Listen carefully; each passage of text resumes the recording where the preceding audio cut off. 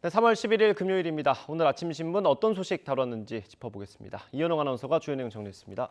어서 오십시오. 안녕하십니까? 네, 오늘 일단 대선 소식부터 다뤄보겠습니다. 첫 번째 신문인데 이게 이제 대선에서 양 후보가 어느 지역에서 양 후보를 더 많이 지지했는지 이렇게 나타내는 거잖아요. 그렇습니다. 이번 신문들 보니까 서울을 주로 많이 다뤘더라고요. 맞습니다. 지금 해당 이 내용도 한겨레 신문에 실려 있는 기사인데 단 0.73% 차이. 이게 어디서 났냐? 이거를 분석하는 기사들이 신문에 많이 실려 있었습니다. 아마 그림에서 보시면 아시겠지만 크게 우리가 일반적으로 생각하는 구도랑 많이 다르진 않습니다. 그렇죠. 대체로 동서로 갈라진 모습들 보이고 있고요. 예. 그렇게 영호남 결집 현상이 뚜렷했다고 볼 수 있겠습니다. 물론 조금 더 자세히 들여다보면 그 결집률이 다소 완화됐다. 이렇게 표현은 할 수 있겠지만 네. 우리 사회가 앞으로 조금 더 적극적으로 해결해 나가야 할 과제를 남긴 것 같습니다. 말씀해 주신 대로 이 신문 역시도 서울 표심을 결정적 차이로 꼽았는데요. 네. 서울에서 두 후보의 표차는 31만여 표로 나타났는데 최종 표차 24만여 표보다 많은 수치죠. 예. 윤석열 당선인은 서울 25개구 가운데 14개구에서 우위를 보였습니다. 특히나 종합부동산세나 다주택자 규제에 민감할 수 있는 강남 3구라던가 마용성이라고 부르는 지역에서 윤석열 당선인에게 힘을 실어준 것으로 분석하고 있었습니다. 그러니까 저 한강 주변에 있는 구에서 대부분 윤석열 후보를 지지했더라고요. 맞습니다. 네, 다음 신문 한번 보겠습니다. 네, 저도 이 공약 가장 관심이 가는데 광화문 집무실 과연 가능할 것인가 이게 좀 기대가 되는 것 같아요. 그렇습니다. 조선일보에 실린 기사인데요. 윤 당선인의 공약 가운데 하나죠. 대통령 집무실을 광화문으로 이전하겠다. 조선일보는 이 이른바 광화문 집무실을 인수위 1호 사업으로 검토할 예정이라는 기사를 썼습니다. 네. 5월 취임 때부터 청와대가 아닌 정부 서울청사로 출근하는 방안을 추진하고 있다. 그만큼 빠르게 추진을 할 것이다. 이런 내용인데 이런 공약이 처음은 아닙니다. 이전 대통령들도 이런 공약을 해왔지만 경호나 보안, 비용 등의 문제로 실제로 실행하지 못했습니다. 예. 하지만 윤 당선인 측은 이런 부분까지 모두 다 검토한 결과 충분히 가능하다고 결론 내렸다는 소식도 전해져 있습니다. 또 기존 민정수석실이나 제2부속실 등을 폐지하겠다고 공약한 만큼 약 30% 정도 감축되는 인원을 통해서 정부 서울청사로 이전이 가능하다고 본 건데요. 이렇게 되면 청와대 시설은 시민들에게 개방될 전망인데 과연 개방이 된다면 어떤 모습일지 상당히 궁금해집니다. 네. 이 공약이 이제 이전 대통령들이 지키지 못했던 거기 때문에 더 이게 지켜질 수 있을까 이런 관심이 가는 것 같아요. 그렇죠. 만약에 지켜진다면 취임식을 거기서 하는 것도 또 의미가 있을 것 같습니다. 네, 다음 기사 한번 보겠습니다. 이 윤석열 후보가 이제 선거에서 이기면서 주변에서 선거를 도운 사람들이 이제 인수위에 들어가냐, 내각에 들어가냐, 이런 기사들이 많이 나오고 있어요. 어떻습니까? 그렇습니다. 여기도 보시면은 얼굴들 상당히 많이 나와 있죠. 동아일보에 실린 기사인데요. 예. 이너서클이라고 해서 선대본부 그룹, 국민의힘 그룹 이렇게 두 가지가 먼저 나와 있고, 네. 전문가 그룹이라던가 아니면 이 서초동 그룹, 검찰 인맥 등으로 이뤄진 그룹 등도 함께 표현이 되어 있습니다. 네. 동아일보는 이 중에 윤핵관 3인방이 전면에 등장해서 결정적인 역할을 할 것으로 봤는데 장제원 의원은 비서실장, 당선인 비서실장으로 임명이 됐고 네. 권성동 의원이 법무부 장관 또는 당 원내대표로 전망이 된다. 또 윤한홍 의원 역시도 원내 핵심 당직을 맡을 것으로 전망된다는 내용도 실려 있었습니다. 예. 그리고 이준석 대표의 앞으로의 역할과 거취도 주목이 된다고 하는데 일단 6월 지방선거까지는 이 대표 체제로 가지 않을까라는 내용도 실려 있었습니다. 네. 이 밖에도 원희룡 정책본부장은 행정안전부 장관으로 이석준 전 국무조정실장은 경제부총리 후보군으로 거론되고 있다는 내용도 담겨 있었습니다. 내각 그림을 되게 많이 그렸네요. 그렇죠. 예, 생각보다 많이 그린 것 같습니다. 다음 기사 하나 보겠습니다.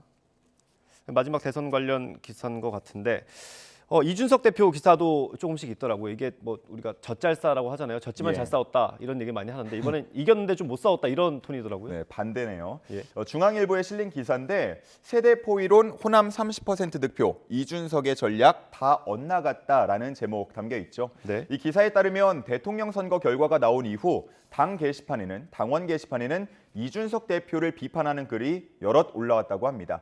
혐오와 갈라치기 외에 아무 전략이 없었다. 이런 비판도 있었고요. 예. 세대 포위론 전략이 들어맞지 않았다. 젊은 여성층의 반발만 샀다. 이런 이유들을 들면서 여유 있게 승리할 수 있었는데 그러지 못했다고 비판하는 내용이 있었다고 합니다.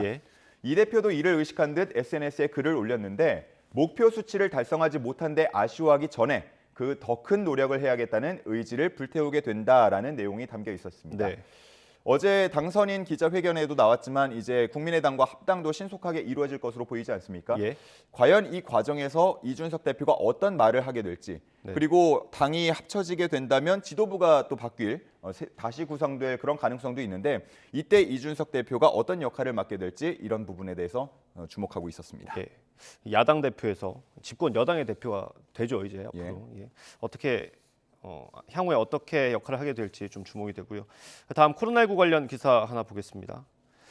확진자가 뭐 20만 명 이렇게 계속 넘게 30만 명까지 나오고 있는데 결국 이제 사망자도 계속 늘고 있지 않습니까? 그러다 보니까 이런 현상이 나오는 것 같아요. 그렇습니다. 조선일보에 실린 기사 제목 보시면요. 화장터를 구하지 못해서 4일에서 6일장 합니다라고 되어 있습니다. 계절적 영향에 더해서 코로나 사망자까지 더해지면서 지금 화장터 구하는 일이 상당히 쉽지 않다고 합니다.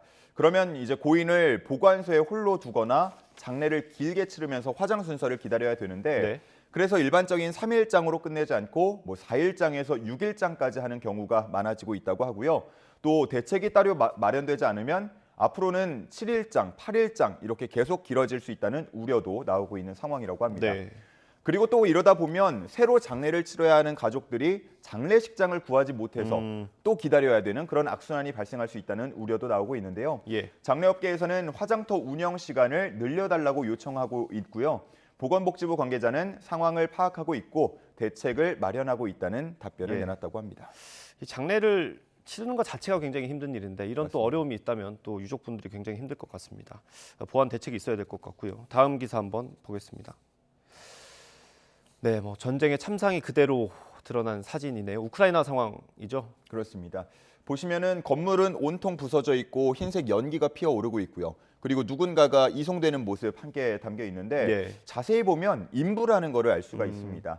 러시아가 우크라이나 남부 해안 도시 마리우폴을 공격을 했는데요. 산부인과와 어린이 병원까지 폭격을 했다고 합니다. 네. 그래서 SNS에는 이런 사진과 함께 또 부서진 인큐베이터, 피해 젖은 침대 등의 사진이 올라오고 있는 상황이라고 합니다. 우크라이나 발표에 따르면 이번 공격으로 최소 어린이 등 3명이 숨지고 17명이 다쳤다고 하고요.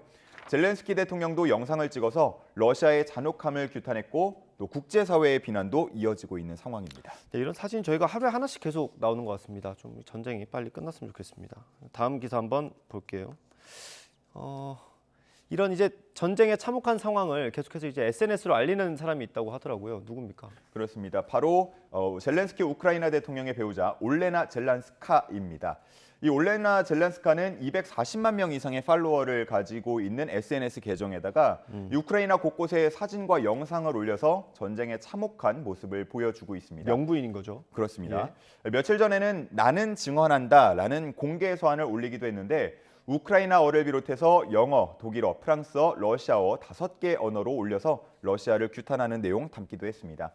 외신에서는 젤렌스키 대통령과 함께 올레나 젤란스카를 국민 영웅, 우크라이나 수호자라고 평가를 하고 있었고요. 예.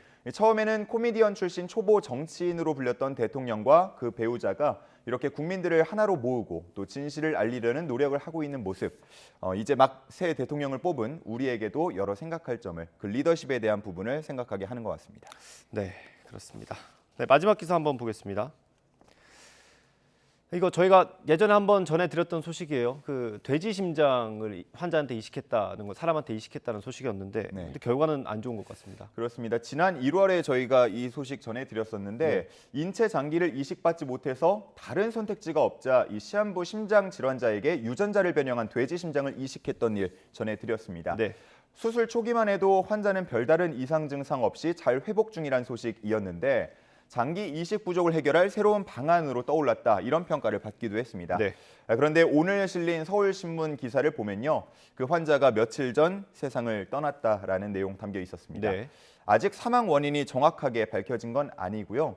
장기 거부 반응에 의한 것인지는 조금 더 지켜봐야 하는 상황이라고 합니다. 네. 그래도 의학계에서는 다른 종의 장기 이식 사례 중 가장 오랜 생존 기록이었다면서 고인은 의학 발전에 크게 기여했다면서 추모를 하고 있었습니다. 네.